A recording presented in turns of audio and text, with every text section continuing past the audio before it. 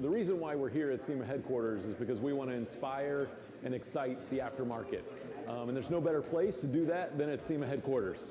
And we feel like by partnering with SEMA and SEMA headquarters here, we have the best of both worlds. We have a great venue to show off our cars, and we also have great relationships with some of the aftermarket suppliers. And so Supra, being kind of a legend in the aftermarket, it allows us to kind of bring the Supra into the fold here way before we bring it to market. Toyota, internally, we're getting excited about the Supra as well. And so we're dreaming up different things that we might be able to bring out at the SEMA show later on this year.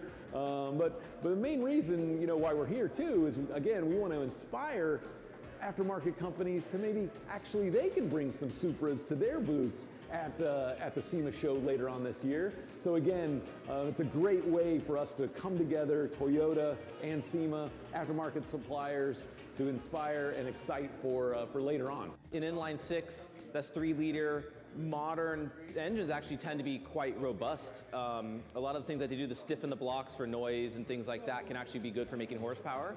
And also for efficiency can be good for horsepower. So I think there's a lot of potential in the engine.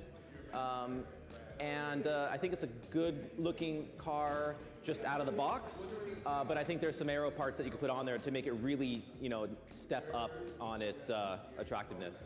We're gonna look at doing coilovers, and we brought our Faro designed scan arm with us.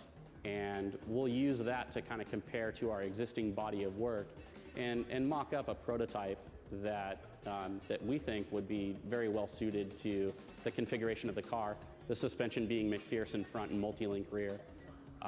And once we put something together, the car comes out, we can actually equip it and take it down the road and feel it out. Then we might make a few other adjustments, but all that stuff takes time. So having an early look is really cool. At the end of the day, if we open up every avenue that we can find that makes sense, we're going to not just accomplish a technical measurement session, but we're going to accomplish messaging and more communications out in the world about this great new car called the MK5 Supra.